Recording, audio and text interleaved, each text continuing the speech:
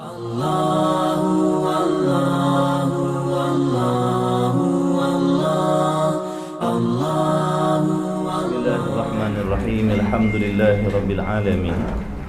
Wassalatu wassalamu ala asyrafil anbiya'i wal mursalin wa ala alihi wa sahbihi ajma'in. Allahumma shalli wa sallim ala sayyidina Muhammad wa ala ali sayyidina Muhammad. Astaghfirullahal azim alladzi la ilaha illa huwal hayyul qayyum wa atubu ilaih. Asyhadu an la ilaha illallah wa asyhadu anna Muhammadar Rasulullah.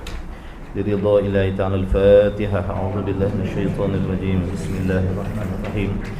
Alhamdulillahi rabbil alamin. Ar-Rahmanir Rahim. Maliki yaumiddin. Iyyaka na'budu wa iyyaka nasta'in. Ihdinas siratal mustaqim. Siratal ladzina an'amta 'alaihim ghairil maghdubi 'alaihim waladdallin. Amin. Bismillahirrahmanirrahim. Alhamdulillahi rabbil alamin. Wassalatu wassalamu ala asyrafil anbiya'i wal mursalin wa ala alihi washabihi ajma'in. Subhanaka la ilma lana illa ma 'allamtana innaka antal alimul hakim. Allahumma iftah 'alaina hikmataka wa anshur 'alaina min khazaini rahmatika ya arhamar rahimin. Rabbana zidna 'ilma wa fahma ya kashifal mushkilat. Ikshifil hujuba 'an hadhil ma'ani hatta nattali' 'ala khafiyyati hadhil masail. واحفظنا من الخطأ والضلال فأنت موفق كل أمر وأنت علم الغيوب برحمتك يا أرحم الراحمين. وهب لنا يا وهاب علما وحكمة ولرزق يا رزاق كلنا مسهلا وبالخير فتاح فافتح لنا وبالهدى وبالعلم كلنا يا عليم فضل. اللهم علمنا ما جهلنا وذكرنا ما نسينا. اللهم اجعل أعمالنا خالصة لوجهك الكريم إنك على كل شيء قدير ولا حول ولا قوة إلا بالله العلي العظيم. وصلى الله على سيدنا محمد وعلى آله وصحبه وبارك وسلم. الحمد لله رب العالمين. أما بعد. السلام عليكم ورحمة الله وبركاته. Alhamdulillah, segala puji bagi Allah Subhanahu wa taala yang memilih kita pada saat ini untuk sama-sama hadir dalam taman-taman syurga, dalam majlis ilmu, dalam majlis zikir. Mudah-mudahan kehadiran kita bersama-sama niat yang baik, niat yang ikhlas, sama-sama kita jaga adab-adab kita dalam majlis ilmu. Mudah-mudahan kita mendapat keberkatan berada di dalam majlis ilmu insya-Allah. Semoga dibukakan pintu-pintu ilmu yang bermanfaat, pintu-pintu makrifah insya-Allah.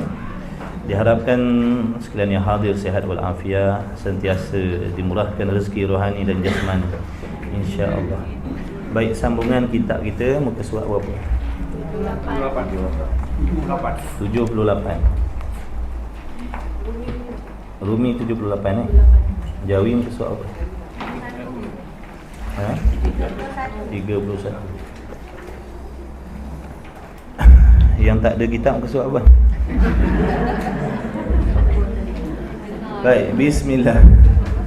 Bismillahirrahmanirrahim. Qala Syekhul Musannif rahimahullahu ta'ala wa nafa'ana wa iyyakum bi ulumihi fid darain. Amin ya rabbal alamin.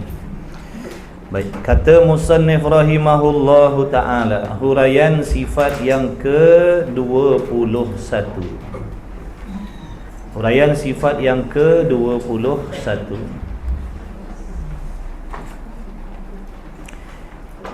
iaitu sifat jawaz. Artinya erti jawaz, sifat yang harus, yakni sifat yang harus bagi Allah. Ini bukan sifat yang wajib bagi Allah, ini sifat yang harus bagi Allah. Kalau sifat yang wajib bermaksud sifat yang mesti ada pada zat Allah. Lawannya sifat yang mustahil. Sifat yang mustahil adalah sifat yang tidak ada pada zat Allah selama-lamanya, yang tak boleh diterima pada akal adanya pada zat Allah. Itu sifat mustahil. Jadi sifat yang wajib bagi Allah ada berapa? Secara ijmal tidak terhitung. Secara ijmal tidak terhitung. Jadi sifat yang wajib, sifat kesempurnaan Allah tidak terhitung banyaknya. Tidak ada yang mengetahui hakikatnya melainkan Allah Subhanahu wa taala. Begitulah juga dengan lawan bagi sifat yang wajib, iaitu sifat yang mustahil. Sifat yang mustahil bagi Allah pun tidak terhitung banyaknya. Ini maha suci zat Allah dari sebarang jenis sifat-sifat kekurangan. Itu beriman secara ijma', secara ringkas, secara borong. Adapun secara tafsilnya wajib kita tahu yang wajib bagi Allah, sifat yang wajib bagi Allah sebanyak 20 yang wajib, dan lawannya 20 yang mustahil. Dan satu sifat yang harus bagi Allah. Sifat ni harus bagi Allah, tapi wajib kita tahu. Bukan harus tahu, wajib kita tahu. Cuma sifat ni sifat yang harus bagi Allah, yakni harus pada akal. Apa erti harus pada akal? Perkara yang akal kita boleh menerima ada dan tiada. Boleh menerima adanya dan boleh menerima tiada. Berlaku pun boleh, tak berlaku pun boleh. Kalau wajib mesti terima. Kalau yang mustahil mesti tidak terima. Adapun harus boleh terima, boleh tak terima. Ada pun tak apa, tak ada pun tak apa. Baik, kata musannif wajib pada syarak, wajib pada undang-undang Allah. Wajib pada syarak, wajib pada undang-undang Allah. Hukum syarak ada berapa? Ada 5. Wajib, sunat, makruh, haram dan harus. Wajib bermaksud perkara yang diperintah oleh Allah ke atas tiap-tiap mukallaf sebagai perintah yang putus, yang muktamad. Tidak boleh seorang pun daripada mukallaf mengecualikan diri daripada melakukan perbuatan yang diwajibkan oleh Allah dan meninggalkan ilmu yang diwajibkan oleh Allah. Jadi sebut wajib mesti kena buat.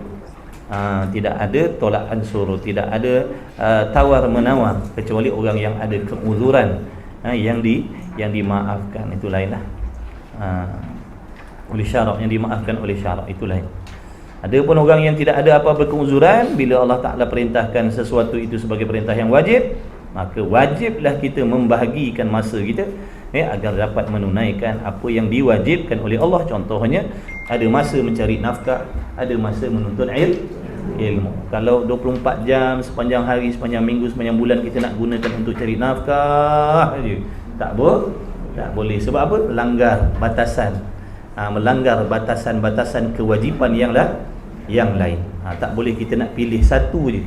Nak pilih cari nafkah saja sepanjang hidup kita, semayang tak mau, puasa tak mau, menuntut ilmu tak mau, tak boleh.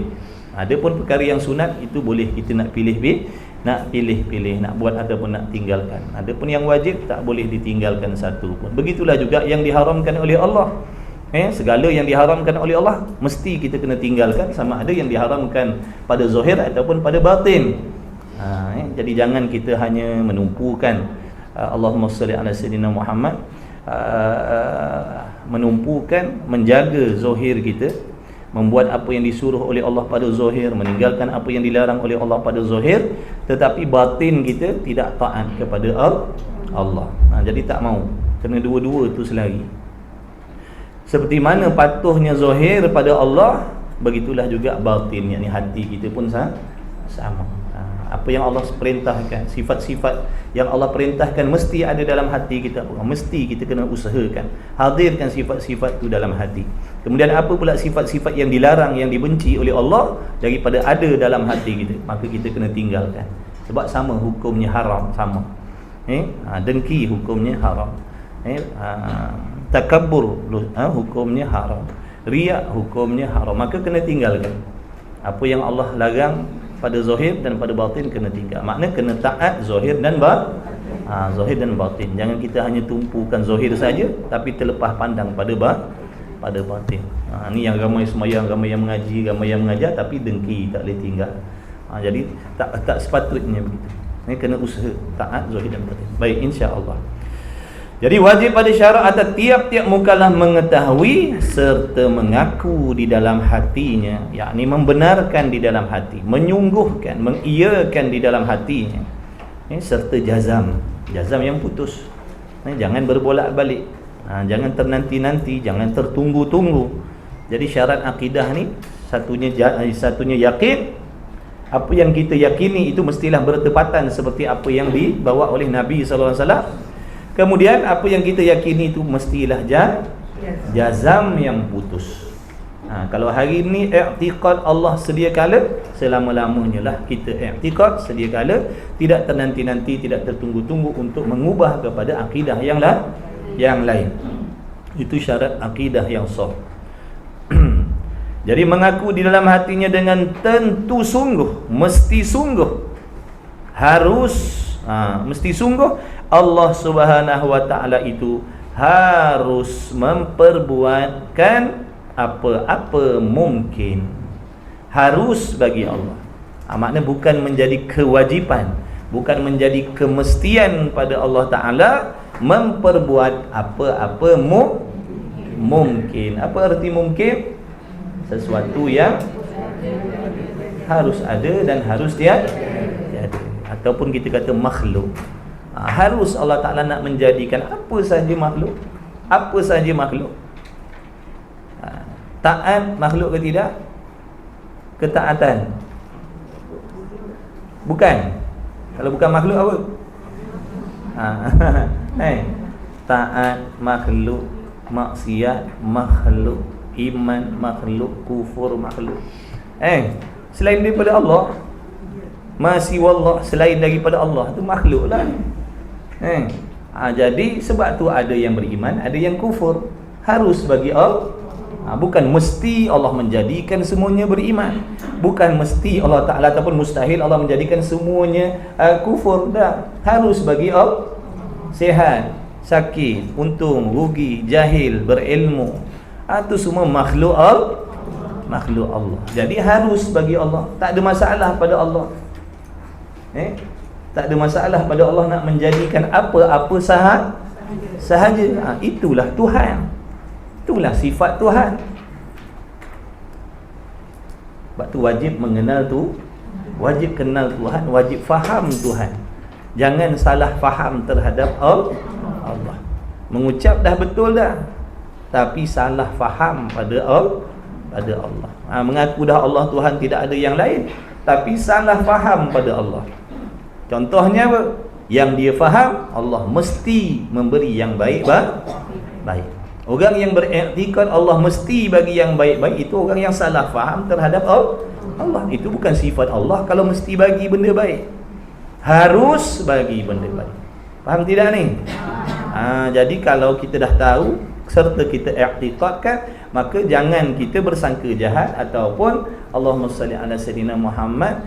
Kita kena wajib kita sabar, tahan hati kita, nafsu kita yang marah dengan perkara-perkara yang tak dapat diingini, yang tak diingini oleh nafsu sampai pada diri kita. Sebab benda tu bukan wajib bagi Allah. Harus saja Allah bagi sakit, bukan wajib Allah bagi sihat. Harus Allah bagi sihat, harus Allah bagi sakit, bukan mesti Allah bagi sihat. Nampak tak? Jadi orang yang tak faham ni lah yang banyak merungut-rungut dengan perkara yang tak diingini bila sampai pada diri. Sebab apa? Mereka berpegang, mereka mempercayai Tuhan mesti layan dia dengan yang baik, padahal salah. Harus. Siapa kita? Siapa kita yang yang memestikan pada Allah tu mesti layan kita bagi yang baik-baik, yang sedap-sedap, yang seronok-seronok? Siapa kita? Saya jawab.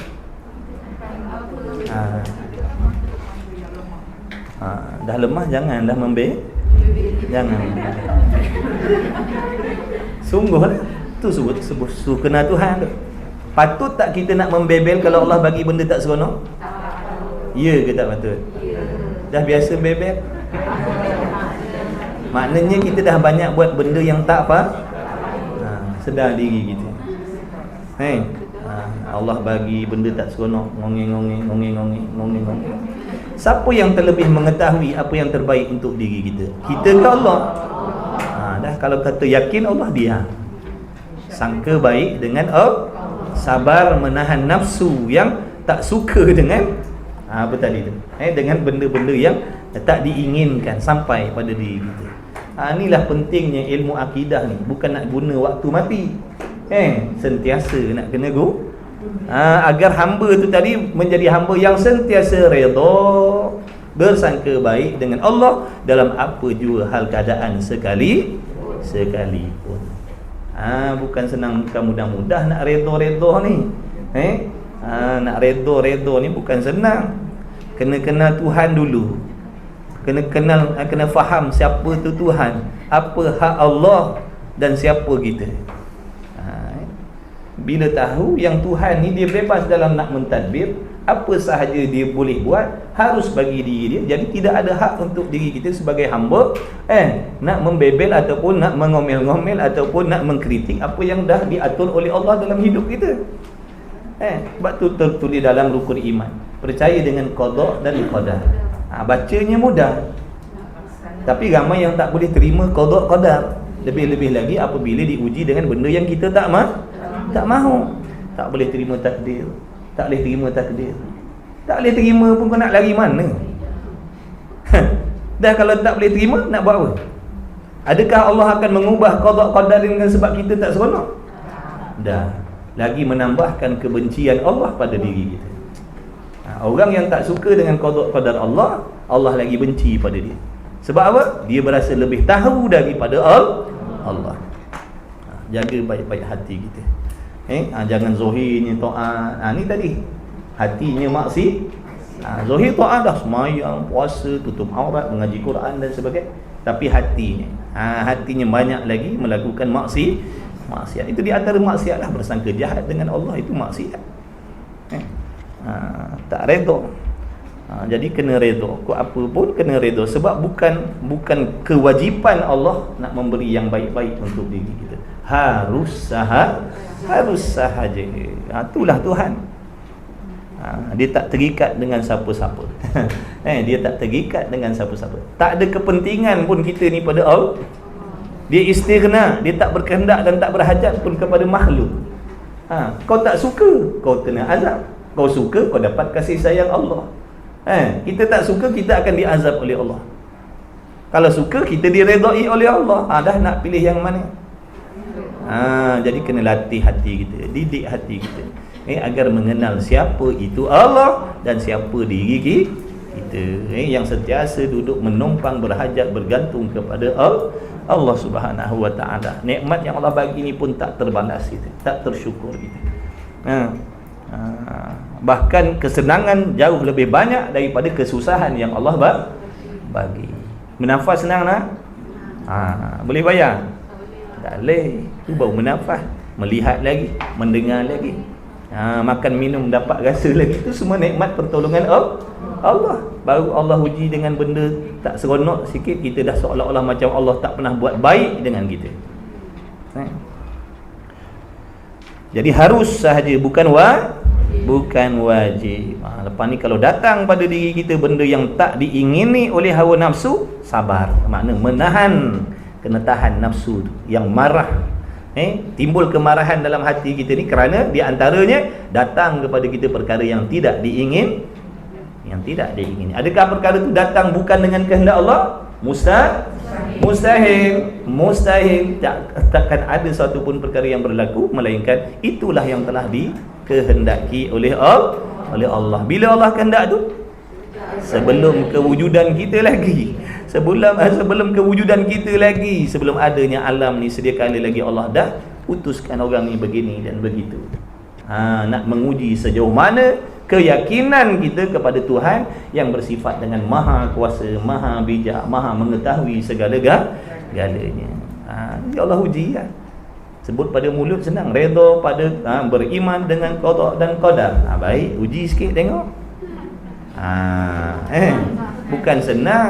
Bukan senang nak mengaku beriman ni dengan mengucap aku beriman, okey beriman. Tak. Allah akan uji dengan apa yang kita tuturkan. Nak tengok iman ke, beriman ke, munafik. Jadi nyata munafik bila apa? Bila datangnya ujian daripada Allah.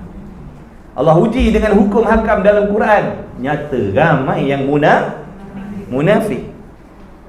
Betul. Kalau tak uji dengan hukum hakam Allah, saya beriman dengan Allah. Saya yakin dengan Allah. Saya terima apa yang datang daripada Allah. Allah uji dengan hukum hakam yang mencabar kehendak hawa nafsu kita. Ramai yang dah komplain seolah-olah dia lebih tahu daripada Allah. Makna dia tak percaya sepenuh-penuhnya perkara yang datang daripada Allah. Dia hanya terima separuh dan tak terima sebab barulah nyata rupa-rupanya munafik, kafir munafik ni kafir sembunyi tuan-tuan. Kalau tak bertaubat, matinya kekal dalam neraka selama-lamanya. Na'udzubillah. Cuma dia lepas atas dunia je. Sebab atas dunia tilik zahir lidahnya mengucap la ilaha illallah Muhammadur Rasulullah. Jadi hukum dunia muslim. Di sisi Allah dia kafir kafir sembunyi. Kafir sembunyi. Jadi kena faham akidah. Kena faham akidah. Islam lain, iman tu lain. Islam amalan zahir. Iman akidah yang betul terhadap Allah.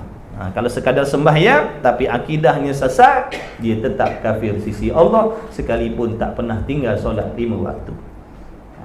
Jadi hati-hati. Itulah pentingnya belajar ni, baru kita boleh faham. Kalau tidak kita rasa beriman dah ni. Sebab apa? Sembahyang, puasa, zakat, haji, umrah, okey beriman dah. Padahal dalam hati banyak dia mempertikaikan Allah. Na'udzubillah min zalik. Sebab tu wajib kenal Tuhan. Bukan sunat, bukan harus. Wajib kenal. Kalau tak kenal, boleh membawa kepada fitnah yang boleh menarik diri kita menjadi kafir di sisi Allah. Baik. Jadi mengaku dalam hatinya dengan tentu sungguh Allah Ta'ala itu harus memperbuat apa-apa mungkin. Harus sahaja, tidak wajib bagi Allah. Dan harus meninggalkan akan dia. Maksud harus meninggalkan ni makna tak buat lah. Harus Allah buat, harus Allah tak buat. Allah nak ciptakan pun boleh, tak nak ciptakan pun boleh. Tak ada siapa boleh memaksa Allah supaya menjadikan sesuatu ataupun tidak. Itu hak Allah, hak sebagai Tuhan. Kita hamba ni kena terima sahad, kena terima je. Apa dia bagi kena terima je lah. Dah hamba kan, dah mengaku hamba kan senang jadi hamba. Bukan masuk duit RM5 dalam sampul, lepas tu tulis kat luar tu hamba Allah. Bukan macam tu. Masuk dalam sampul hamba Allah. Ingat senang nak jadi hamba Allah. Pangkat tinggi hamba Allah ni. Lebih tinggi daripada pangkat malaikat lagi hamba Allah ni.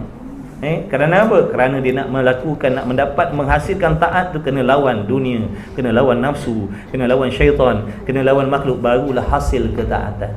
Malaikat dah memang taat Allah jadikan, dah memang sifatnya taat. Dia tak ada hawa nafsu macam kita. Kita nak pergi mengaji ni macam-macam nak kena lawan bini, lawan laki, lawan macam-macam. Baru sampai tempat ngaji. Sampai tempat ngaji pun dia sapunya celak kat mata kita, dah menguap. Tadi bukan main segar popeh. Mula je baca kitab, sangat masing-masing. Jadi senang tak nak taat? Susah. Jadi ini semata-mata pertolongan anugerah daripada Allah. Sebab tu bila hamba tu boleh menghasilkan ketaatan yang betul, yang Allah terima, pangkatnya pada waktu tu lebih tinggi daripada para malaikat lagi. Subhanallah. Dan tidak wajib tu, harus meninggalkan akan dia. Tidak wajib perbuat mungkin, makna tidak mesti Allah menjadikan mungkin, dan tidak mustahil pula meninggalkan akan dia. Kalau Allah Ta'ala tak nak buat pun tidak mustahil. Dan dah tahu i'tiqad, pegang betul-betul lah hati. Itulah Allah. Itulah Allah yang kita syahadahkan tu, tidak ada Tuhan melainkan dia. Tu Allah tu sifat dia. Dia tak wajib bagi. Bahkan dia harus sahaja memberi yang baik-baik. Dan dalil makna bukti yang menunjukkan kata harus bagi Allah Ta'ala memperbuatkan mungkin dan meninggalkan dia memperbuat mungkin, dan tidak wajib perbuat dan tidak mustahil meninggalkan akan dia itu. Dalilnya, buktinya ialah kita fikir macam mana? Jikalau Allah Ta'ala tidak harus perbuat dan meninggalkan akan apa-apa mungkin, jawab jikalau. Jawab jikalau. Setiap jikalau ada jawab.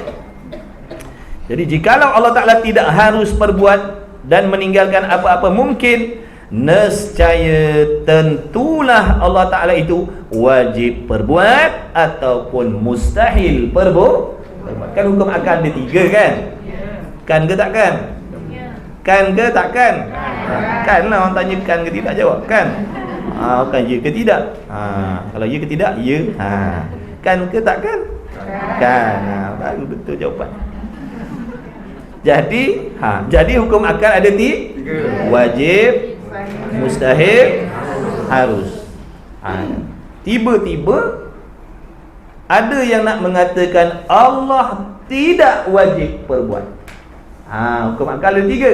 Wajib buat, mustahil buat, harus buat.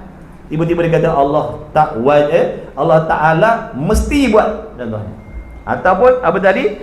Dalilnya jikalau Allah Ta'ala tidak harus perbuat, wajib, mustahil, harus. Jadi kalau Allah tidak harus perbuat makhluk, hukum akal ada tiga. Wajib, mustahil, harus. Wajib buat, harus buat, mustahil buat. Kalau Allah tidak harus buat, buang satu hukum. Dia kata Allah tak harus buat makhluk ni. Kalau tak harus, boleh jadi wajib buat ataupun mustahil. Betul tak? Cek fikir ni dalil akli ni. Mainlah kita fikir sekejap. Kalau tiga, wajib, mustahil, harus. Kalau Allah tidak harus perbuat, maka tinggal dua hukum. Sama ada Allah wajib perbuat makhluk ataupun mustahil. Okey.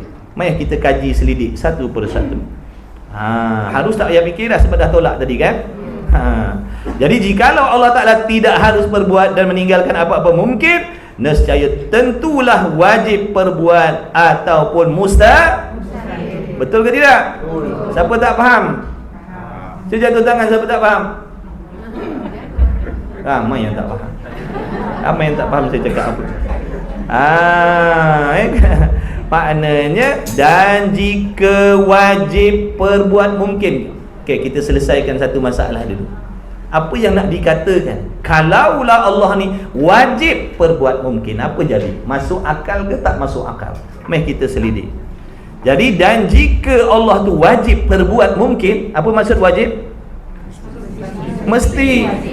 Ingat tu, bila sebut wajib, mesti. Bila sebut wajib, perkara tu mesti sedia kala berlaku. Itu wajib. Wajib akli kan sesuatu yang akal kita menghukumkan mesti sediakah? Kalau baru ada tu bukan wajib. Baru semalam ada tu bukan wajib. Itu harus. Bila sebut wajib ni sedia kala dah ada dah benda tu. Itu kata wajib akli. Dan jika wajib perbuat mungkin, maka tentulah mungkin ini jadi qadim. Kalau Allah wajib perbuat kita, mungkin tu masuklah kita ni makhluk. Kalau Allah wajib buat kita, nescaya kita ni qadim. Apa maksud qadim? Sedia kala juga. Maka tentulah mungkin ini jadi qadim, kerana tiap-tiap yang wajib pada akal itu tentu, yakni mestilah qadim. Itu kaedah tu. Tiap-tiap tu. Itu kaedah tu. Tiap-tiap yang wajib pada akal itu tentu tentu sediakan. Tiba-tiba tadi kita kata Allah wajib perbuat makhluk, Allah wajib perbuat kita. Kalau begitu kita ni mestilah ada qadim, mestilah sedia kala. Dan iaitu ada mungkin itu sedia kala, mustahil. Tak boleh terima pada akal. Mustahil, tak masuk akal. Kenapa pula tak masuk akal mungkin ni qadim? Kerana mungkin ini baru ada. Sungguh? Siapa sini qadim? Jangan angkat tangan. Siapa sini dah ada sedia kala? Allah sedia kala, kita dah macam mana kita nak mendakwa Allah mesti buat? Kalau Allah mesti buat, makna sedia kala kita dah dijadikan oleh Allah. Dah kita baru makna akal tak boleh terima. Akal tak boleh terima nak mengatakan Allah wajib memperbuat mungkin, tak boleh terima. Jadi hukum wajib buat mungkin tolak dah. Tak boleh pakai. Kita sendiri dah menyaksikan dengan mata kepala kita. Nampak tu? Mustahil kerana mungkin ini baru ada dengan pandangan dua mata kita. Dua mata ni lah. Bukan dua mata kaki dua mata. Tahu mata kaki? Buku lali. Tu mata kaki, jangan perhati dengan mata kaki, tak nampak je kan. Mata dua kepala, mata di kepala. Jadi mata kita sendiri dah menyaksikan yang kita ni baharu, kita ni ada permulaan, asalnya kita tiada. Bagaimana kita nak mendakwa yang Allah wajib buat? Jadi wajib buat, tak boleh pakai. Dan jika tinggal satu lagi, mustahil buat. Tengok boleh terima tak pada akal kita. Dan jika Allah tu mustahil perbuat mungkin. Apa maksud mustahil? Perkara yang tak terima pada akal adanya sekali. Jadi kalau Allah tu dikatakan Allah mustahil perbuat makhluk, Allah mustahil perbuat mungkin, maka tentu mungkin ini tidak ada sedia kala lagi, bahkan takkan ada selama-lamanya. Sedia kala pun tak ada, selama-lamanya tak boleh ada. Kalau Allah mustahil perbuat mungkin. Kerana tiap-tiap yang mustahil barang yang tentu tiada. Dan iaitu nak katakan Allah mustahil perbuat mungkin, hukumnya mustahil. Nak katakan Allah tu mustahil buat makhluk, hukumnya mustahil, tak boleh terima. Kerana apa? Mungkin sudah ada setengah-setengah dengan musyahadah. Kerana mata kita sendiri dah menyaksikan adanya mungkin ataupun adanya makhluk. Macam mana kita nak kata Allah tak buat? Ni kita yang congok-angok ni. Kita yang congok-angok ni bukan mungkin. Yang congok-angok ni bukan makhluk ke? Dah. Macam mana nak mendakwa Allah tak buat? Allah mustahil buat. Jadi wajib Allah perbuat makhluk pun tak boleh pakai. Mustahil Allah buat makhluk pun tak boleh buat. Maka yakinlah buat makhluk ni harus sahaja bagi Allah. Sebab tu ada makhluk yang dah dijadikan oleh Allah, ada makhluk yang belum lagi dijadikan oleh Allah, ada yang dah dibinasakan oleh Allah, dan ada yang masih kekal ada lagi. Itu menunjukkan harus sahaja bagi Allah. Makhluk ni ikutlah perasaan hati kita, rasa tu semua masuk dalam apa yang dijadikan oleh Allah. Bukan wajib bagi Allah rasa kita, bagi kita ni rasa seronok 24 jam. Harus sahaja. Sebab tu kadang-kadang hati kita seronok, kadang hati kita sedih, kadang hati kita begini dan begitu. Kadang kita sihat, kadang kita sakit, kadang untung, kadang rugi, kadang dapat apa yang kita nak, kadang tak dapat apa yang kita nak, kadang datang benda yang kita tak mau. Sebab harus bagi Allah, bukan wajib. Dipegang elok-elok. Itu akidah kita ahli sunnah wal jamaah. Nak didik hati kita agar sentiasa mentauhidkan Allah dalam hati. Apa pun kembali kepada Allah. Allah yang lebih mengetahui apa yang terbaik untuk diri kita. Yang kita kata baik-baik itu sebab kita tilik dengan nafsu dan juga kebodohan kita, kejahilan kita. Itu yang kita kata bagus benda ni kalau aku dapat. Tilik dengan ilmu kita yang tak mengetahui segala-galanya, yang tak tahu benda akan datang. Bukan kata akan datang, yang sekarang ni pun banyak benda kita tak tahu. Banyak tak tahu. Tapi Allah tu mengetahui segala-galanya. Sebab tu wajib sangka baik dengan Allah. Allah tak akan bagi sesuatu yang tak baik. Semua yang Allah bagi itu baik. Tapi syaratnya hati kita kena baik, baru nampak yang Allah bagi itu baik-baik semuanya. Tapi kalau hati kita tak baik, yang Allah bagi baik pun nampak tak baik. Apatah lagi yang tak baik, lagi lah nampak tak baik. Jadi kena bersihkan hati kita. Kena kenal Tuhan, kena faham Tuhan. Kadang-kadang Allah tak bagi sesuatu yang kita nak tu sebab kita belum bersedia nak terima. Kalau Allah bagi, boleh merosakkan kita. Hati kita tak kuat nak terima benda tu lagi. Allah boleh je bagi, tapi yang mudaratnya nanti kita. Nak jadi alim, memanglah alim ni bagus. Baguslah alim, pandai, bijak. Tapi kalau seandainya hati kita belum boleh terima benda tu, kalau Allah bagi, merosakkan diri kita, jadi sombong. Nampak tak? Orang ngaji 15 tahun, 10 tahun baru faham, pandai. Kita 2 bulan alim dah. Boleh jadi timbul sombong. Hebat aku, ujub lagi. Oh, tak sangka ni dalam Melaka ni orang lain bukan main bebal lagi mengaji. 7-8 tahun mengaji taknya faham-faham. Aku 2-3 bulan, alim segala ilmu.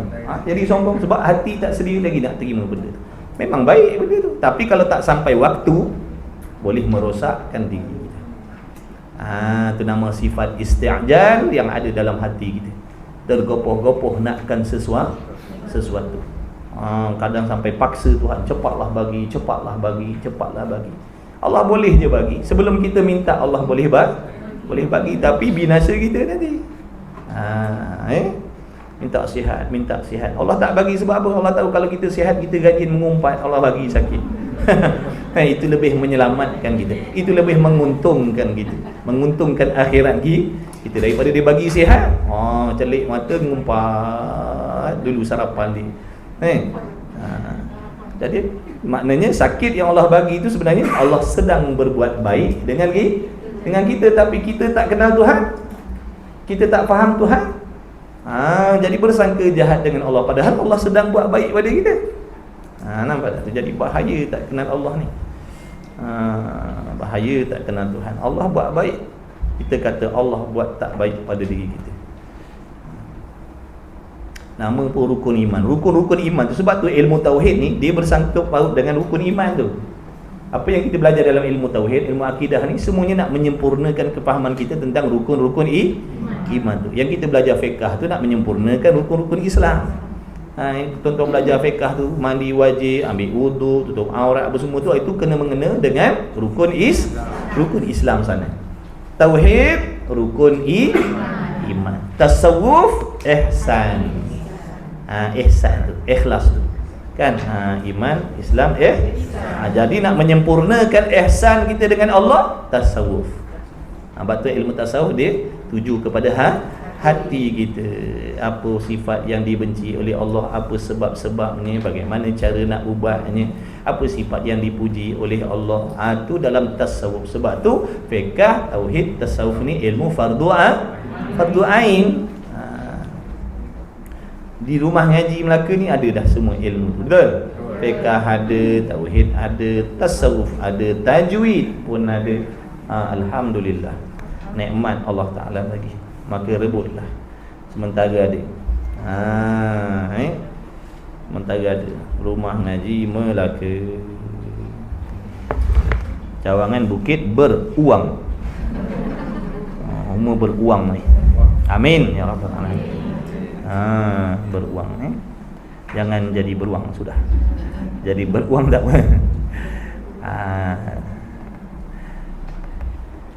Dan mustahil jika beruang, maka tentu baik.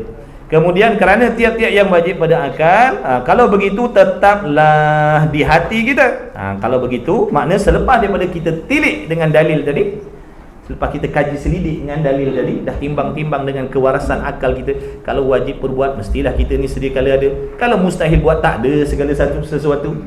Kalau begitu tetaplah di hati kita bahawa Allah Ta'ala itu harus memperbuatkan mungkin. Ingat tu mungkin tu apa saja, yang zahir yang batin tu semua masuk dalam mungkin. Dan meninggalkan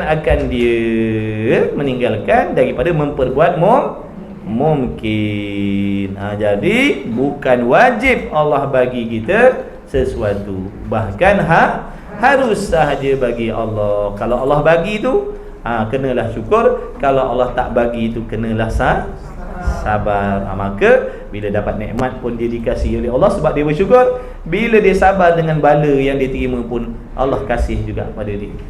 Jadi itu mukmin yang sempurna. Dalam apa jua hal keadaan sekalipun, nikmat ataupun bala, dia sentiasa mendapat kasih dan redha Allah. Tapi mukmin yang tak sempurna macam kita ni, bila dapat nikmat dibenci oleh Allah sebab tak bersyukur, salah guna nikmat.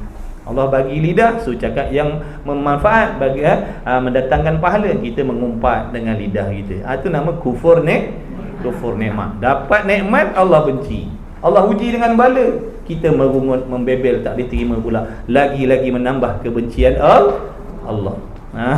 Jadi tak ada tempat Allah sayang kita, kasih kita. Dapat nikmat kita tak bersyukur, dapat bala kita menyalahkan Allah. Jadi dua-dua tu mengundang kebencian Allah pada diri kita. Adapun mukmin yang sempurna, dapat nikmat dia dikasihi oleh Allah, dapat bala pun dia dikasihi oleh Allah. Dia sabar, dia redha, dia sangka baik dengan Allah. Sebab dia kenal Tuhan dia Tuhan yang sangat baik, yang sentiasa berbuat kebaikan, yang tak pernah menzolimi siapa-siapa pun. Maha suci Allah daripada bersifat zalim. Maha suci Allah daripada meletakkan sesuatu tidak kena pada tempatnya, tidak kena pada waktunya. Itu mustahil bagi Allah. Jaga hati kita, sebab Allah tengok hati kita. Allah tahu keadaan dan kelakuan hati kita, sekalipun zahirnya nampak macam orang soleh-solehah dah. Tapi tetap kita tak boleh sorokkan maksiat, keburukan, kekejian, kekotoran yang ada dalam hati kita. Tak boleh nak sorok daripada pengetahuan Allah. Jadi dua-dua kena jaga. Usaha, jangan putus asa. Terus usaha dan terus berharap kepada Allah. Tidak mustahil kita menjadi hamba yang memiliki hati yang bersih. Tak mustahil. Harus bagi Allah, kan? Dengan ini selesailah huraian-huraian yang bersangkut paut dengan Allah Ta'ala, yakni qadar yang diwajibkan atas diri kita.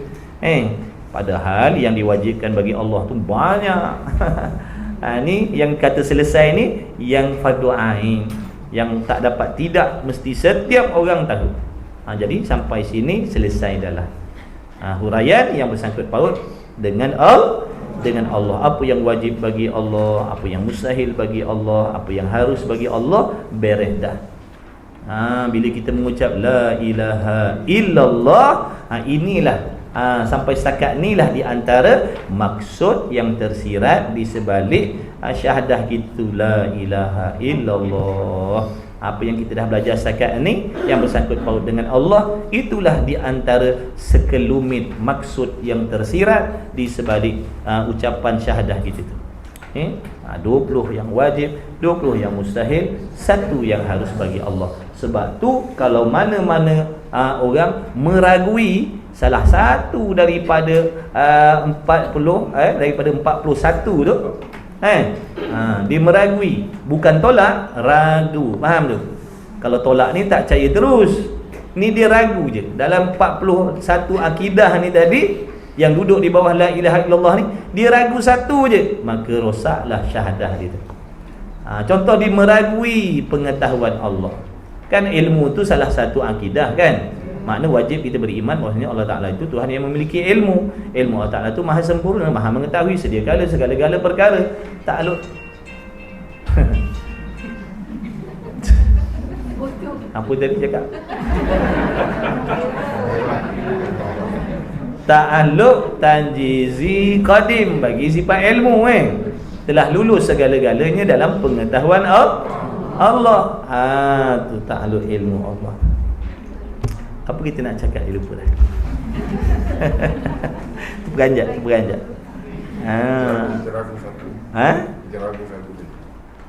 Ragu satu. Terima kasih. Jadi dalam 20 tadi tu, 41 tadi tu, di antara akidah yang mesti ada dalam hati kita, iaitu wajib ikut Allah tu mengetahui segala-galanya. Sedia kala lagi maha suci Allah daripada sifat jahil, lawan bagi ilmu, dan yang seumpama jahil juga turut mustahil bagi Allah. Tak tahu, tak faham, tak reti, tak tegang, tak nyata, ingat-ingat lupa, baru tahu. Itu semua yang sama waktu dengan jadi maha suci Allah. Tiba-tiba dia ragu tentang ilmu ni. Betul ke Allah tu tahu semua benda? Padahal yang lain dia terima. Di satu tu je dia ragui, maka rosaklah syahadah ni la ilaha illallah tadi, jadi terbatallah. Jadi kena jaga 41 tu. Yang wajib mesti diiktikadkan, yang mustahil mesti ditolak, ataupun dia meragui salah satu daripada sifat mustahil Allah, iaitu mukhalafah. Contoh mukhalafah ni tak serupa Allah dengan sesuatu, itu sifat mustahil bagi Allah. Tiba-tiba dia ragu, iya ke Tuhan tu tak serupa dengan sesuatu? Takkan tak ada satu pun yang serupa dengan Allah. Dia ragu satu tu je, maka rosaklah syahadahnya terhadap Allah. Jadi kena jaga 41. Sebab tu orang yang buat benda tu membatalkan syahadah dia. Jangan ragu, wajib terima semua tu, wajib yakin semua, wajib menyungguhkan dalam hati semua tu. 41 akidah yang bersangkut paut dengan Allah. Yang wajib jangan diragui, yang mustahil pun jangan diragui. Begitulah juga dengan yang harus. Dengan ini selesailah huraian-huraian yang bersangkut paut dengan Allah Ta'ala. Kemudian masuk pula pada menghuraikan perkara yang bersangkut paut dengan Rasul pula. Dah habis dah cerita tentang Allah, yang sekadar fardu ainnya selesai dituliskan. Tapi fahamnya belum selesai lagi. Nanti ulang lagi insya-Allah. Dengan Rasul-Rasul pula. Jadi yang wajib ada tiap-tiap mukallaf mengetahui akan dia dengan jalan tafsir. Jadi tidak memada dengan kita bersyahadah wa anna Muhammadar Rasulullah tanpa kita mengenal dan memahami ataupun meyakini sifat-sifat yang mesti ada pada Rasul. Kalau tak kenal Rasul nanti akan mempertikaikan Rasul. Kalau tak kenal Allah akan mempertikaikan Allah. Sebab tu wajib mengenal Allah dan wajib mengenal Rasul. Tak boleh nak mengenal Allah saja, Rasul kita tak nak ambil peduli. Tak boleh, kena kenal dua-dua, kena yakin dua-dua, kena terima dua-dua. Sebab Allah yang perintah supaya kita ni beriman dengan Rasul. Jadi apakah sifat yang mesti ada pada mereka-mereka yang diutus oleh Allah menjadi utusan Allah yang dipanggil Rasul? Apa sifat yang mesti ada pada mereka ni? Dan apa pula sifat-sifat yang mustahil, yang tak layak sekali-kali ada pada mereka sebagai seorang Rasul? Wajib kita kena tahu dan wajib kita membenarkan. Kalau kita tak kenal Rasul, kita tak faham Rasul, sifat-sifat Rasul, ini yang ada tempatnya kita mempertikaikan ataupun menolak apa yang dikhabarkan oleh Rasul sallallahu alaihi wasallam. Betul, wajib kena kenal Rasul. Contohnya sifat benar Rasul, sifat yang wajib. Benar Rasul dalam segala hal. Perkataannya, perbuatannya, semuanya benar, tidak ada yang salah satu pun. Apa yang dikhabarkan oleh Rasul semuanya benar, hakikatnya daripada Allah. Apa yang disuruh oleh Rasul, hakikatnya itulah yang disuruh, diperintah oleh Allah. Ibadatnya begini, cara nak hidup atas dunianya begini, nak bermuamalah dengan manusia begini. Tapi ada segelintir manusia yang mengaku beriman dengan Rasul, dia hanya percaya, yakin, terima dengan Rasul ni apabila Rasul menyampaikan tentang urusan tentang ibadah, sembahyang, puasa, zakat, haji, umrah, ini betul, benar, jangan tokok tambah, jangan ubah-ubah. Sembahyang 5 waktu tak boleh ubah jadi 4 waktu, jangan pandai-pandai ubah. Rasul tu benar, Tapi bila Rasul menyampaikan hukum hakam yang lain, contohnya cara perniagaan, cara pemerintahan, dah mula padahal Rasul yang sama, Tuhan yang sama, Rasul yang sama. Tapi nampak tak? Dia hanya membenarkan Rasul dalam bab ibadat saja. Dalam bab cara hidup mereka tak jaga. Makna mereka tidak beriman dengan Rasul. Dia tak beriman dengan Rasul. Apa maksud iman? Menerima semua, bukan menerima sebahagian. Sebab tu wajib terima, wajib iakan. Tak nak buat tu cerita lain. Jangan sampai mengatakan tak benar, tak betul. Kalau dah tak buat, lepas tu kata tak betul pula, jadi kafir nanti kadang. Kalau tak nak buat alasan malas ke, contohnya belum bersedia ke, itu nanti jawab dengan Tuhan. Tapi tak menjadikan kafir, sebab hatinya masih lagi membenarkan. Ini masalah dia dah tak nak buat, mengatakan pula benda tu tak benar. Itu yang salah, itu yang menjadikan kafir, rosak iman dia terhadap Rasul. Dia tak solat, tapi dia membenarkan hukum solat. Cuma dia tak solat, alasan ni malas lah, belum terbuka pintu hati lah, macam-macam lah. Itu dosa dia lah. Tapi tak sampai martabat kafir, sebab hatinya masih menerima dan membenarkan. Yang boleh jadi kafir ni bila tidak membenarkan, tak setuju. Kan iman tu maksud setuju hati dengan apa yang datang daripada Allah dan Rasul. Itu maksud iman. Sekalipun tak nak buat, tapi hatinya setuju dengan hukum tu. Tapi kalau tak nak buat serta hatinya tidak setuju, barulah jadi tidak tidak beriman. Kalau tak buat tapi hati setuju, panggil maksiat. Maksiat saja, tak sampai kafir. Bukan sajalah, maksiat tu kan saja-saja bang. Maknanya maksiat lah, dosa lah. Dia tak sembahyang dosa, tak puasa dosa, tak tutup aurat dosa. Tapi hati kalau tanya, benar sembahyang wajib. Saya tahu saya berdosa tak sembahyang. Saya tahu saya dedah aurat berdosa, minum arak ni berdosa, saya tahu. Maknanya dia beriman, hatinya masih setuju dengan hukum hakam Allah. Tapi kalau dia kata saya tak solat ni semua mengarut ni hukum-hukum ni, tak logik nak suruh macam ni begini dan begitu, dia tak percaya pun, tu yang jadi kafir, na'udzubillah. Poligami. Poligami. Jaga. Kempen sikit. Minum sikit. Umpan jaga. Setuju. Alhamdulillah. Hati wajib setuju sekalipun nafsu tak suka. Bahaya kalau nafsu dia suka. Dia paksa kita nanti. Perempuan kalau dia suka poligami ni, dia akan cekik batang leher kita. Dia paksa tu lelaki ni, abang kena kahwin satu lagi. Kahwin, saya merajuk nanti. Pula dah macam tu. Jadi nafsu tak suka itu kebiasaan. Jangan sampai hati tidak membenarkan hukum tu. Ini hukum mengarut, dia cakap. Jadi kafir. Kalau dia tak setuju kerana nafsu tu tak ada masalah. Bukan kata bab poligami ni, bab semayang pun memang hati kita pun tak setuju dengan, maknanya nafsu kita memang tak seronok. Yang nama semayang, yang nama puasa, betul? Tapi beriman tak, yakin tak hukum tu daripada Allah? Yakin. Samalah macam tadi tu. Jangan dengan sebab nafsu kita sampai kita kata ini hukum Allah buat ni tak betul, ni hukum tak adil. Jangan. Jangan. Jadi nak melawan pun kena ada ilmu juga. Jangan sampai terikut kehendak nafsu sehingga hatinya tak setuju dengan hukum Allah. Tak setuju dek nafsu itu normal, tak menjadikan kafir. Yang jadi kafir ni tak setuju hati.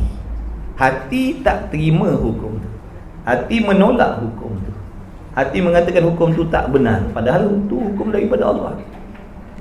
Jaga-jaga bukan saya nak kata apa, nak sampaikan hukum. Sebab orang tak pandai, orang tak tahu, orang tak belajar. Dia dengan hati-hati dia tolak, ini hukum mengarut dia cakap. Bukankah hukum siapa yang dia cakap tu? Jadi jaga orang perempuan. Kalau setuju tu baguslah, ada harapan tu. Dia kata nak setuju pun salah pula lah. Taklah cakap je gitu-gitu. Jangan marah orang perempuan. Jangan marah. Tak tu orang mengaji kan. Mengaji ni makna fahamlah hukum hakam Allah no. Sabar-sabar banyak. banyak isteri banyak isteri yang kata suaminya jahat bila nak poligami. Tapi suami dia tak semayang, tak ada apa. Betul? Suami tak semayang baik. Padahal itulah jenayah besar dia dengan Allah Ta'ala. Okay, dah cukup lah, tak nak kempen banyak-banyak. Kemudian katanya Musani, siapa nak tanya petua boleh PM tepi lah. Kemudian katanya Musani lagi. Kemudian mana tadi? Pula dah. Allahumma salli ala sayyidina. Yang wajib ada tiap-tiap mukallaf mengetahui. Nak cerita tentang hukum tadi. Jangan apa saja hukum yang datang daripada Allah, nafsu tak suka, itu kebiasaan. Jangan sampai hati tidak setuju dengan hukum tu. Tu tafsiran siapa Tok Guru dia kata iman ni setuju hati. Bukan maksud tahu tu beriman. Bukan sekadar mengetahui kira beriman. Tak, mengetahui tu lain, setuju hati. Kadang-kadang apa yang kita tahu tapi hatinya tak setuju. Iman ni mana? Apa yang diketahui, perkara yang datang daripada Allah dan Rasul, hatinya setuju, membenarkan. Itu makna iman. Kalau hatinya menolak, dia tahu dalam dalam Quran tu ada hukum sembahyang, ada hukum puasa, dia tahu hukum tu. Tiba-tiba tanya, adakah hati awak setuju dengan hukum solat 5 waktu, puasa ni, zakat? Dia kata hati tak setuju dengan benda ni. Baru panggil tidak beriman. Okey, kita dah sampaikan dah sampaikan tu. Jadi sampaikanlah pada yang lain-lain. Mudah-mudahan pakat-pakat dapat jaga akidah.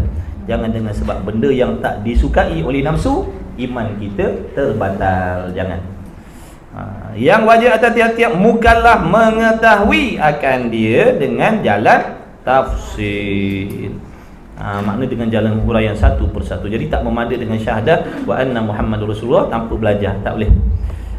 Maka aku, katanya musannif, berkata, bermula sifat yang wajib atas tiap-tiap mukallaf, bermula sifat Rasul yang wajib atas tiap-tiap mukallaf mengetahui itu ada 4 sifat.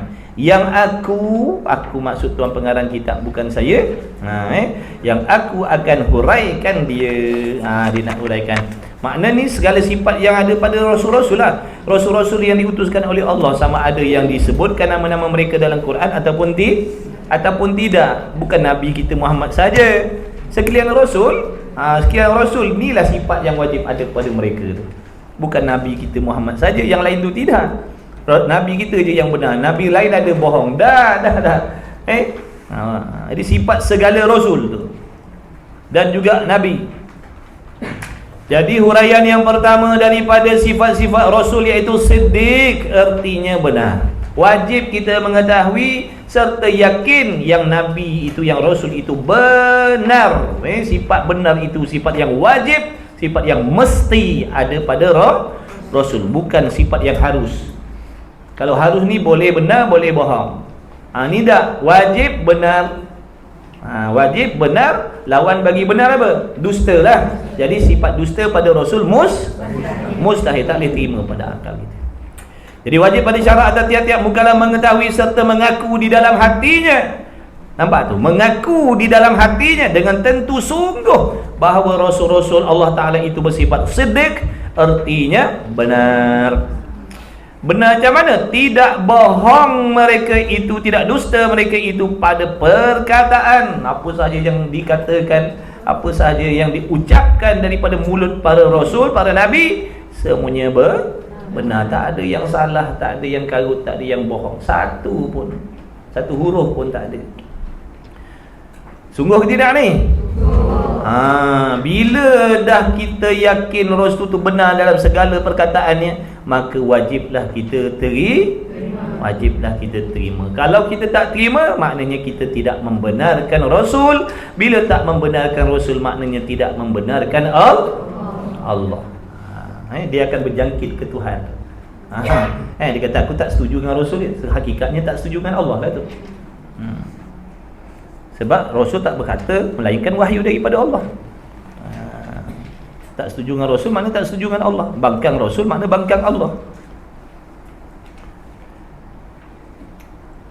Dan pada perbuatan mereka itu, jadi apa sahaja yang diperbuat oleh Rasul-Rasul, Nabi-Nabi waktu mereka hidup, macam mana cara hidupnya, cara pergaulannya, cara pemerintahannya, cara pentadbirannya, semuanya benar. Semuanya benar. Tak ada yang salah yang diperbuat oleh Rasul. Tindak tanduk, tingkah laku, gerak geri, tak ada yang salah. Semua benar. Jadi bila dah tahu benar, yakin benar, maka apa sahaja yang kita ketahui daripada Rasul, apa yang Rasul buat, apa yang Rasul laksanakan waktu hidupnya, wajiblah kita membenarkan perkara itu. Jangan kata tak betul, jangan kata salah pula lah. Waktu hidup Rasul SAW menegakkan hukum Allah. Itu di antara perbuatan Rasul. Zaman Rasul, waktu Rasul mentadbir mengikut hukum hakam Allah. Jadi benar tak? Benar. Jangan kata tak benar tak. Dikendaki dengan benar itu ialah apa-apa yang mereka itu Rasul berkata, apa saja yang mereka itu berkata daripada suruh. Kadang-kadang Nabi bercakap, tapi dalam perkataan Nabi itu Nabi menyuruh sesuatu. Dan kadang-kadang dalam perkataan Rasul bercakap tadi itu, bersabda itu, ada dalam bentuk tegahan. Rasul larang. Ada kala Rasul suruh, ada kala Rasul larang. Dan kadang-kadang menceritakan perkara-perkara yang gaib. Kadang-kadang Rasul menceritakan benda yang tak boleh dilihat oleh mata kepala kita. Tentang dosa, tentang pahala. Mana boleh tengok dosa pahala. Tapi Rasul cerita tentang dosa, tentang Pahala tak pernah nampak pun yang namanya pahala. Berapa puluh tahun dah tuan-tuan hidup, siapa pernah berselisih bahu dengan pahala? Tak pernah berselisih pun. Tapi yang tuan-tuan buat tu kenapa? Sanggup bangun tengah malam, sanggup dah kumpul duit banyak-banyak, keluar zakat. Kenapa sanggup buat tu? Sebab apa? Nampak pada hatinya, imannya. Dia beriman, dia yakin yang benda tu memang benar-benar ada. Itulah yang mendorong seseorang tu beribadat. Keyakinan dia terhadap perkara gaib tu. Pada akhirat tu sekalipun tak nampak di mata kepala, tapi nampak pada mata hati dia. Sebab tu dia terima, dia percaya. Sebab tu dia boleh buat. Kerana mengharapkan, bahkan dia yakin dengan perkara-perkara gaib yang dikhabarkan oleh Rasul sallallahu alaihi wasallam, tentang syurga, tentang pahala, tentang azab kubur, tentang soal jawab munkar nakir, hisab dan sebagainya, malaikat. Itu semua perkara gaib. Bahkan Allah sendiri pun gaib. Rasul sendiri pun gaib, nisbah kepada kita lah. Tak boleh nak tengok, tak pernah jumpa pun. Tapi Masya Allah, Allah bagi keimanan seolah-olah macam pernah bertemu Rasulullah SAW. Itu hebatnya umat akhir zaman. Hebatnya umat akhir zaman. Umat Nabi Muhammad SAW tak pernah berjumpa dengan Rasul, tapi pegangan kepercayaan dalam hati macam seolah-olah hidup sezaman dengan Rasul. Sebab tu mahal iman ni, tak boleh buat-buat. Anugerah Allah semata-mata. Bahkan ada yang hidup di zaman Rasul, tengok sendiri kelebihan, tengok sendiri mukjizat, hari-hari jumpa Rasul, tak percaya pun pada Rasul. Padahal tengok sendiri dah. Kalau betul Rasul, tunjukkan mana bukti Rasul, tunjukkan. Tunjuk mukjizat. Tak percaya. Menganjing lagi ada. Duk menganjing lagi ada, mengejek lagi ada, bukan yakin. Tapi kita ni tak pernah tengok pun, tak pernah jumpa pun, mimpi pun jauh sekali. Tapi itu pegangan dalam hati tu. Makna ini kata benda mahal yang Allah bagi. Jadi jagalah molek-molek. Jagalah baik-baik. Kita tak pernah minta pun dilahir sebagai orang yang beriman. Betul? Tak ada seorang pun yang kat sini pernah menadah tangan minta lahirkan sebagai seorang yang mukmin, tak pernah. Semata-mata dengan belas kasih sayang Allah saja pilih kita. Padahal harus bagi Allah nak melahirkan saya, nak menjadikan saya dan tuan-tuan ni jadi pengikut Firaun pun sungguh tak? Haruslah. Mujur Allah Ta'ala tak pilih kita jadi pengikut Firaun, jadi tukang sihir Firaun ke? Betapa mujurnya, supaya kita rasa betapa mujurnya. Ya Allah, nasib baik, maksudnya nasib baik aku ni tak dilahirkan di kalangan orang-orang kafir, orang musyrik, orang Yahudi, orang Nasrani. Betapa bertuahnya, supaya kita sayang nikmat iman ni. Nikmat iman ni kena sayang lah. Sebab apa? Tak boleh nak beli, tak boleh beli. Orang kaya pun tak boleh beli yang namanya iman. Semata-mata anugerah daripada Allah. Allah bagi percuma, bukan maksud murahan. Allah bagi percuma tu semata-mata belas kasih sayang Allah je pilih kita. Harus je Allah pilih kita. Tak wajib pun Allah lahirkan saya dan tuan-tuan ni di kalangan umat tak wajib. Harus sahaja bagi Allah. Harus sahaja bagi Allah. Maka hargailah, jagalah elok-elok, sayangilah baik-baik, pantaulah, jagalah. Jadi nak jaga iman ni dengan kefahaman ilmu. Hargai. Takut jadi rosak iman ni. Belajar. Semuanya, makna apa yang Rasul cerita tentang perkara-perkara yang gaib dan apa-apa yang mereka itu perbuat, semuanya membetuli dengan diri perkara. Maksudnya mudah nak faham, apa saja yang Rasul cakap, yang Rasul suruh, yang Rasul larang, yang Rasul perbuat, semuanya bertepatan seperti mana yang dikehendaki, yang disuruh oleh Allah. Tak ada satu pun yang menyimpang, yang menyalahi dengan apa yang Allah perintah. Maka wajiblah kita, wajib syarak sini, wajib kita makna wajib pada syarak. Wajib sini makna wajib pada syarak, bukan wajib pada akal. Maka wajiblah kita tiap-tiap mukallaf mengaku, makna menyungguhkan, membenarkan, mengaku sungguh akan mereka itu pada dakwaan mereka itu jadi nabi dan jadi rasul. Jadi apabila mereka mendakwa, dia kata ana Rasulullah, aku ni utusan Allah, wajiblah kita mengiyakan. Wajiblah kita mengiyakan kerana mereka tidak kerana mereka tidak dusta. Dan tiap-tiap perkara yang menyampai mereka itu kepada kita, semuanya adalah hakikatnya daripada Allah, dipanggil wahyu. Tidak dusta mereka itu sama sekali, walaupun dengan jalan seloroh sekalipun. Maknanya sekalipun apa yang dikhabarkan oleh Rasul, diucapkan oleh Rasul itu dalam bentuk gurauan sekalipun. Sekalipun dalam bentuk gurauan, benar. Gurauan Rasul tu benar, tak ada pun mengarut bohong. Kita ni bergurau sampai bohong. Bergurau bohong. Rasul bergurau tapi benar. Tak ada satu pun yang salah. Dan dalil atas benar. Jadi bila kita dah yakin yang Rasul tu benar, wajiblah kita terima, wajiblah kita mengiyakan apa-apa saja yang disuruh, yang dilarang oleh Rasul, sekalipun perkara itu tak boleh nak difaham oleh akal fikiran kita. Itu namanya iman. Semata-mata terima, semata-mata percaya. Jangan melawan, jangan mempertikaikan. Bila dah yakin Rasul tu benar, kenalah ikut. Kenalah ikut. Itulah bukti membenarkan, bukan membangkang. Membangkang tu tanda-tanda tidak membenarkan. Jadi kena benarkanlah. Kena benarkan apa yang Rasul suruh tu benar. Rasul suruh jalankan hukum hakam Allah atas dunia. Benar ke tidak? Benar. Dah tu nak ikut ke tidak? Kalau nak ditegakkan, nak sokong ke tidak? Sungguh ni cerita iman, bukan cerita parti tu kan. Biar cerdik sikit.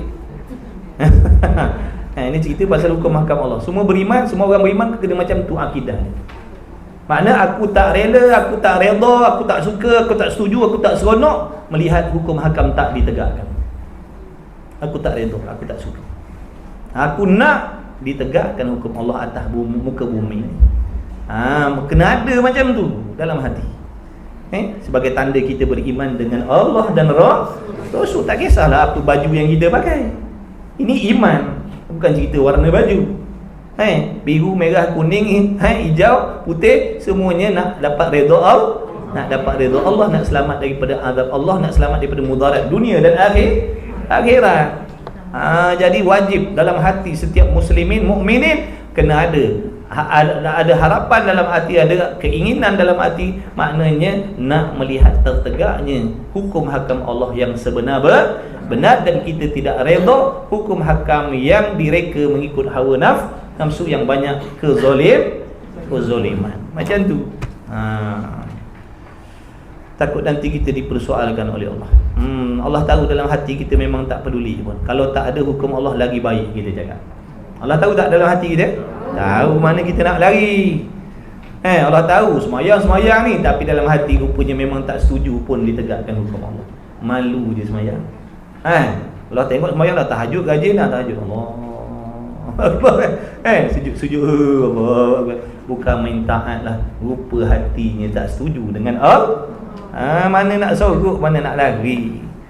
Perbaiki. Dah kita manusia dah. Manusia ada kelemahan.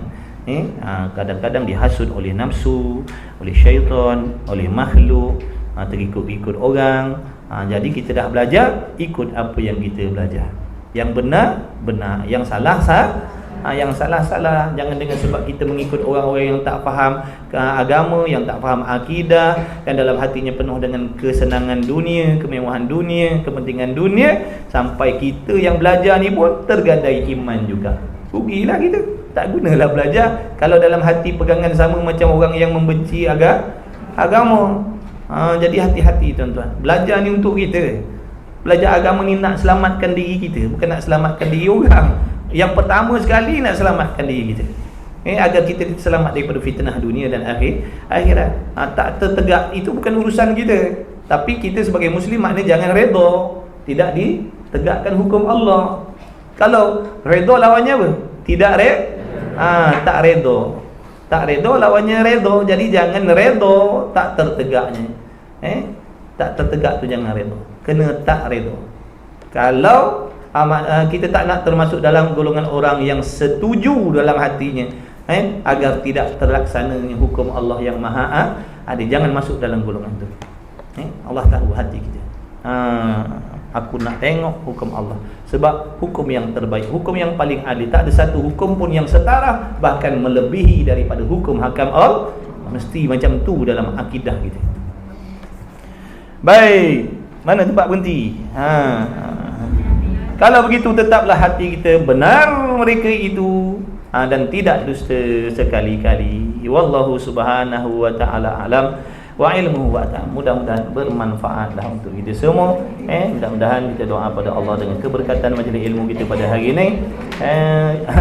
Moga-moga sekalian yang hadir yang mengikuti sentiasa dalam rahmat dan redha Allah, dipanjangkan umur, diberi umur yang panjang oleh Allah, serta berkah, diberi menjadikan orang yang kaya raya, yang halal rezekinya, yang berkah rezekinya, menjadi pejuang-pejuang agama, pembantu-pembantu agama, dilahirkan di kalangan kita anak-anak yang soleh, yang solehah, yang bertakwa, dijadikan kita hamba-hamba yang soleh, yang solehah, bertakwa, dihidupkan hati kita yang mati, dicerahkan hati kita yang gelap, dilembutkan hati kita yang keras. Mudah-mudahan Allah Ta'ala sentiasa memberi taufik kepada kita dalam berusaha untuk memperbaiki berhubungan kita dengan Allah Subhanahu Wa Ta'ala. Mudah-mudahan Allah Ta'ala jadikan kita hamba yang sentiasa sabar bersangka baik dengan Allah dalam apa jua hal keadaan sekalipun. Mudah-mudahan kita semua dijaga oleh Allah, keturunan kita, anak cucu cicit ciak kita dijaga oleh Allah daripada terpedaya, terikut dengan pahaman-pahaman yang boleh merosakkan agama, merosakkan akidah. Amin ya rabbal alamin. InsyaAllah ada masa akan datang jumpa lagi lah, hari Rabu akan datang insyaAllah. Bismillahirrahmanirrahim. Alhamdulillahirabbil alamin wassalatu wassalamu ala Rasulillah. Allahumma rabbana anfa'na bima 'allamtana, rabbana 'allimna alladhi ma yanfa'una, rabbana faqih ahlana wa qarabati lana fi dinina ma ahli al-futri mutawadzakar. Wa sallallahu ala sayyidina Muhammad wa ala alihi wa sahbihi wa baraka wa sallam. Alhamdulillahirabbil alamin. Taqabbalallahu minni wa minkum minna. Allah